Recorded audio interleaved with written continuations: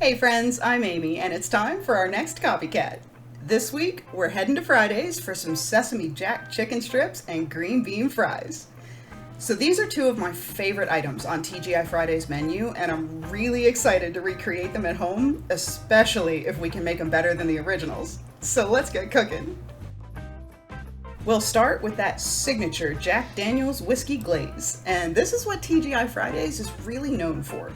They put it on everything: steak, fish, chicken, pork. If it's meat, they glaze it with whiskey, and I can't blame them. This glaze is fabulous. We need to start with just a little choppy prep.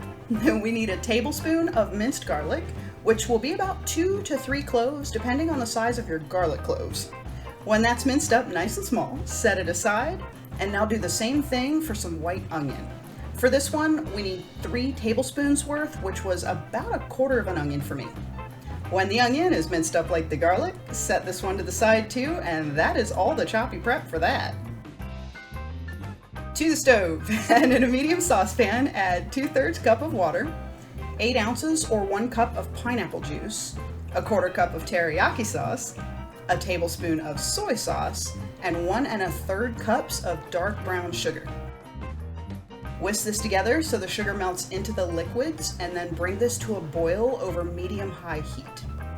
When the liquids boil, reduce the temperature to medium-low so it's just simmering, and then add in the minced garlic and the minced onion from earlier, as well as 1 tablespoon of extra virgin olive oil, 3 tablespoons of lemon juice, a tablespoon of crushed pineapple, and 1/8 to 1/4 teaspoon of cayenne pepper, depending on how spicy you want your glaze. And last, our signature ingredient, we need 1 tablespoon of Jack Daniels whiskey. Yes, just a tablespoon. There's not actually much whiskey in the Friday's whiskey glaze, just enough for a hint of flavor, but I was surprised that it is noticeable if the whiskey gets left out of the glaze. Stir everything up well so the new ingredients are fully combined, and then simmer this for 40 to 50 minutes. Stir it every so often just to keep the sugar moving and prevent it from burning. It should reduce down about halfway, and you'll notice as you stir late in the simmering time, it may start to bubble up pretty quickly. Pull it off the heat right away for a second if that happens so it doesn't boil over. When that sauce is reduced by half, pull it off the heat and let this glaze cool. You can make this a day ahead of time if you want. It stores perfectly fine in the fridge, and it reheats like new in just a few minutes on the stove again. While that's simmering, let's make the cucumber wasabi ranch dip for the green bean fries. This is another signature TGI Fridays dip, but it's really easy and quick to recreate. First, we have a very small amount of choppy prep, because since this is a cucumber dip, we need a cucumber. We need a 1/2 cup of diced cucumber, but we need to peel and de-seed the thing first. So to remove the seeds from a cucumber, the easiest way is just to cut it like a bell pepper. Slice around the side to remove the cucumber flesh from that seedy middle part. Then dice up the strips until you have a 1/2 cup of cucumber, which for me was about half of it. And that is all the choppy prep for this dip. Now to the blender. Dump in the diced cucumber and add a 1/2 cup of sour cream, 1 1/2 teaspoons of ranch seasoning mix, a tablespoon of horseradish, 2 tablespoons of milk, a teaspoon of distilled white vinegar, a little pinch of cayenne, a bigger pinch of coarse salt, and 2 teaspoons of either wasabi powder or wasabi paste. Either one works just fine, and they can be substituted 1 for 1. Blend it all up until the sauce is mostly smooth, although if you do have little bits of cucumber, it's okay. Pour the sauce into a container, and if it seems a little thin, add some more sour cream and another teaspoon of ranch seasoning and stir that in. And there we have it. TGI Friday's Cucumber Wasabi Ranch Dipping Sauce. Store this in the fridge to keep it nice and cold until you want to use it. You can also make this one ahead of time. It'll store for about a week. Okay, time for our beans. I know, we've been making green beans a lot. Maybe it's just me, but lots of restaurants have really good green beans. Fridays is no different either, and theirs really might be my favorite because green bean fries are delicious. First things first, line a baking sheet with parchment paper and set that to the side. Now to the stove. Pour 2 to 3 cups of chicken broth in a medium saucepan and bring that to a boil. While that broth is heating, we need to inspect and trim our beans. So the recipe I'm using calls for a ½ pound of beans, but I'm doubling those. I rinse the beans well, and now we're just checking them out, just to make sure there's no stems or bad spots. Trim off any weird ends, stems, anything we just don't want to eat. I'm also cutting any crazy long beans in half. When that broth boils, dump in the trimmed beans and boil them for about 5 minutes until they're tender and cooked through. While they boil, grab a large bowl and fill it with ice water. When the beans are done, move them directly from the boiling broth to the ice water to stop the cooking process. This is going to prevent them from continuing to cook and becoming mushy. Let them sit in the water for about a minute and then remove them and gently dry the beans with some paper towels or a clean kitchen towel.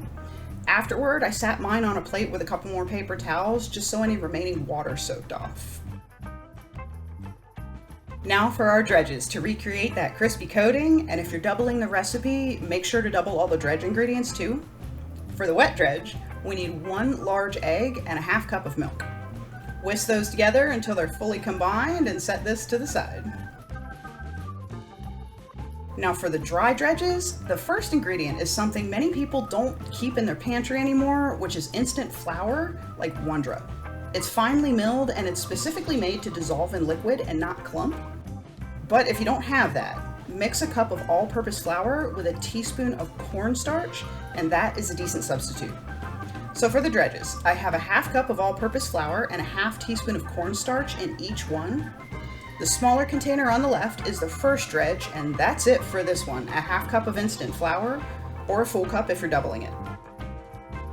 For the second, the last dredge, add a cup of regular breadcrumbs, not panko, just regular unseasoned ones, a ¼ teaspoon of onion powder, an 1/8 teaspoon of garlic powder, a little pinch of cayenne, a bigger pinch of salt, and some black pepper. Whisk that up so everything is evenly combined, and that is the final dredge for the green beans. Make a conveyor type system like this: green beans, flour only dredge, egg mixture, then the seasoned breadcrumb dredge, and last, our parchment lined baking sheet so the dredging goes kind of right in a line. Roll some of the beans around in the flour only mixture until they're fully coated, and then in the egg mixture until they're fully coated in that wet dredge too. Last, roll them around in the final breadcrumb mixture until the beans are fully coated in that breading. Place them on the baking sheet and then just keep on trucking until all the beans are fully coated. Arrange them on the baking sheet in a single layer, and then these need to go into the freezer for at least 30 minutes so the coating is frozen and that it fully adheres to the beans. That freezer time for those beans gives us the perfect amount of time to get our oil going for the frying. In a large pot, Dutch oven, or home fryer if you have one, pour 2 to 3 inches of oil in the pot. We'll be frying both the beans and the chicken in this, and we need the oil deep enough for the chicken to submerge. Heat the oil over medium heat until it reaches 350 degrees. We also have the perfect amount of time to get our chicken ready. These chicken strips are very easy to prepare and really quick too, with a small amount of simple ingredients, and they create maximum chickeny flavor. For this one, start by lining a baking sheet with some waxed paper and set that to the side. And now, the choppy prep. We have 10 lovely chicken tenderloins here, and each of these needs to be sliced in half lengthwise. There's also a tendon that runs the length of a tenderloin that many people prefer to not have there. Now the easiest way to get rid of that is with a paper towel and a fork. Put the end of the tendon between the tines of the fork, and using the paper towel for grip, hold the end of the tendon and yank that thing through the fork. The fork separates the tendon from the meat as you pull. Sometimes though, it also ends up sort of tearing your tenderloin in half too, but since we need to slice these in half anyway, that's just really convenient. You can also remove any fascia or skin, anything you don't want in your chicken strips. When these are all sliced up, just like the beans, dry them with some paper towels or a clean kitchen towel and set them to the side on a plate.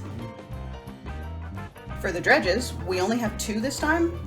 In a shallow bowl, we need 1 cup of all-purpose flour, 1 cup of panko breadcrumbs this time, 1 teaspoon of smoked paprika, a half teaspoon of garlic powder, 3/4 of a teaspoon of salt, and some black pepper, about a 1/4 teaspoon of that one. Whisk that up or pop a lid on the container and shake it like a shake and bake, and that's the dry dredge. For the wet dredge, we need 2 eggs and a 1/4 cup of buttermilk. Whisk that together well, and you can see how the buttermilk makes this a nice thick dredge that's going to cling to our chicken beautifully. Now our second conveyor, but this one will be a little weird. I went chicken, wet dredge, dry dredge, and then the baking sheet with the wax paper, but this one has a little back and forth. For each chicken strip, roll it around in the dry dredge first, then move it to the egg mixture and roll it around there until it's completely coated in that egg mix. Then back to the dry dredge again and roll the chicken around until it's fully coated with the breading. Set each chicken strip on the wax paper lined baking sheet and then keep on going again until all the chicken is breaded. Arrange them in a single layer and then set these to the side. Okay, very last bit of prep till the main event. We need 2 baking sheets or some plates with paper towels for our beans and chicken to sit on when they come out of that oil. I just got these amazingly cool baking sheets with cooling racks on them, and these are the most convenient things ever. I mean, they're almost as convenient as my fish spatula, and that's saying something. So if you have these, line the bottoms with paper towels for easier cleanup. If not, just line some regular baking sheets with paper towels to soak up any excess oil. Okay, oil is ready, so let's start frying. Our green beans are also nice and frozen, and we're gonna fry these first since they're not raw chicken. Fry these in small batches because it's still gonna be pretty splattery, and fry these fast. They only need to be in the oil until they start to become golden, which is about a minute, maybe 2 minutes at the very most. When they're nice and lightly golden, pull them out with a slotted spoon or spider and set them on one of the baking sheets we just prepared. Then, just like the breading, keep on keeping on until all the beans are fried. Check out those beans. That breading is just right. It's nice and crispy and golden. They're perfect. Okay, last thing, and we're almost done, I promise. Let's fry our chicken. The oil also needs to be 350 for this too, so that's convenient. Fry the chicken in batches as well to keep the oil temperature from going too low, and fry these until they reach 165 degrees in the middle, which should be about 5 to 6 minutes total. They'll turn a nice deep golden brown, which is exactly what we want. When they're done, place these on the other lined baking sheet we prepared, and then keep going again until all the chicken is fried. Yeah, this chicken is possibly the most crispy, crunchy breaded chicken ever. Wow, those look amazing. To serve our chicken, place some in a big bowl and drizzle some of that whiskey glaze we made on top, enough to be able to coat all the tenders in the bowl. Toss them around until they're completely coated in that glaze. And it's a testament to how well these turned out that none of that breading came off the chicken in the bowl. That would be the buttermilk talking. It's like construction adhesive for breading. Anyway, sprinkle them with sesame seeds and our chicken is ready. Serve the chicken with a side of the glaze for extra dipping, and the beans with that cool cucumber wasabi ranch dip, and our dinner is done. So this dinner was nostalgic, to say the least. It's been a while since I've been to Fridays, because where I live, there are no TGI Fridays anymore in the entire state. But this was like warping back in time, and that chicken is so crispy and crunchy. The glaze was perfect, the flavor, spot on. And the green beans with the fresh cucumber dip, it's like being in fried food heaven. For the money. Fridays charges around $15 for 4 to 6 glazed chicken strips, and around $11 for the green bean fries order, which is like 4 ounces, or 17 to 18-ish green beans, and that price includes a 1 to 2 tablespoon side of dipping sauce. I spent $23.88 for the ingredients to make this, which was 12 ounces of green beans and 20 chicken strips, including the glaze and a lot more than a tablespoon of dipping sauce. So we just made 4 orders of each of these for less than the price of 1 order of each of these at the restaurant. That is 4 times the food for a quarter of the price.